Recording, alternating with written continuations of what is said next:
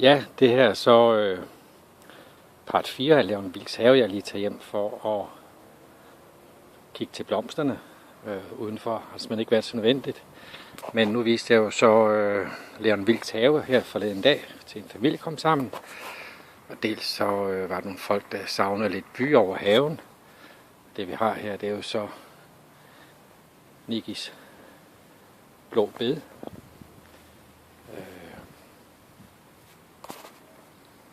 Det er ikke fordi, der er blevet færre blomster. Vi ser hernede. Ja, ballonblomsterne kommet ud, og her har vi en af de små havedyr, som jeg synes er meget sjove. Og det er jo heller ikke fordi, at storkenæbet er blevet mindre siden sidst.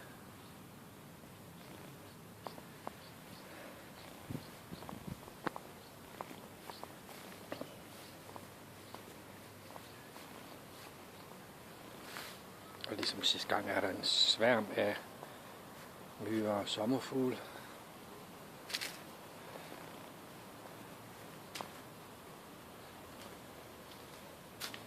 Det er jo så Nikis hængeplanter. Og som vi kan se nu, så er sværliljen sprunget ud. Floksen er lidt på retur. Det er egentlig ikke kun for at vande blomster, men ligesom er det også lige for at plukke nogle bær. Og det her, det er jo så 1 liter blåbær, der lige er blevet plukket, som pigerne kan få på deres yoghurt om morgenen. Det er sådan en engelsk begonie, som er kommet endnu mere blomst.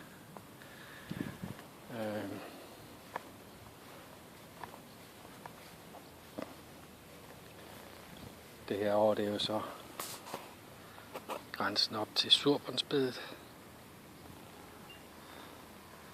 Og ligesom sidst, jeg synes altid, det er imponerende. Så mange sommerfugle bliver tiltrukket af de her lampepudser.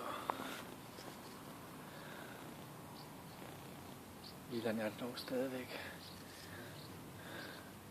En enkelt rød. Den kommer jo tæt på. Og også snedtrin, det er en fejl. Gladiolus, yes, der var den.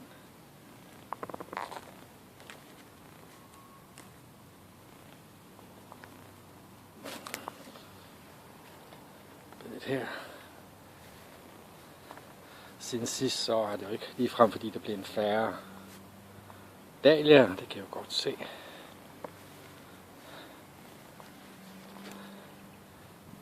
I alle afskygninger.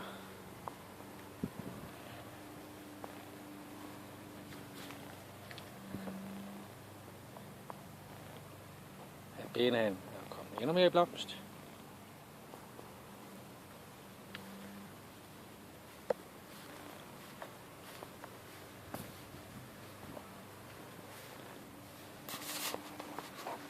Jeg har igen en af Nikis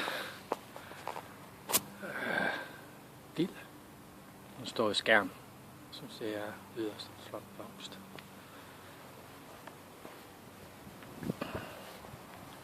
Hvad der kom frem sidst, siden bare de spredte dage. Stolte kavalerer, og sørger mig ikke om Nikis ærteblomster. Jeg er på vej opad. Det heroppe, det var så, ved jeg ikke rigtig helt fik med på det sidste, tror jeg. Der er hvide floks.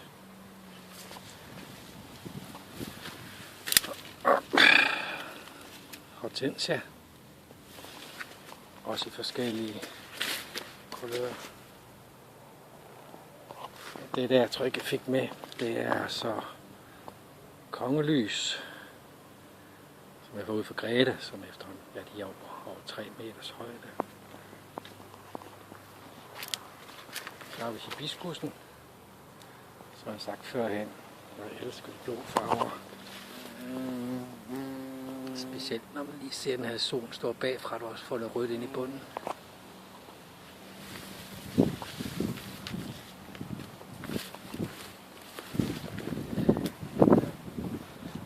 bedet heroppe er ved at være lidt afblomstret. Der står mange digitales, men har vi så en silik, som også bliver 2 meter i en meget dyb violet farve. Det står længe. Det er digitalis. Så kommer der flere til næste år. Det her kan jeg ikke navn på den, men Nikke hun elsker den i buketter, og den står også længe. Sidste gang, ja, da jeg så viste det, kan også se, der er ved at komme. Og så er de spanske margariter. Roserne også så småt ved at komme igen, efter at klippet dem ned.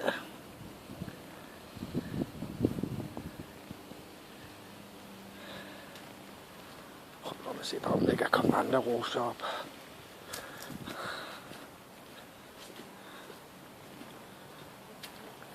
Står et kavaler endnu en gang. Det her er en engelsk rose, som må være meget flot, og så har en fantastisk rosenduft.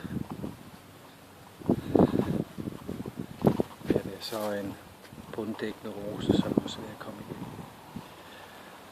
Og ja, det har jeg ikke vist førhen, men jeg har sådan en foderkugle hængende til fuglene om vinteren. Drøbbe frø ned af det er jo så en havre, der kommer frem, og de er faktisk også flot, når de er moden og kommet i en buket. Så jeg havrer den magre. Og det heroppe, det er jo så vyt.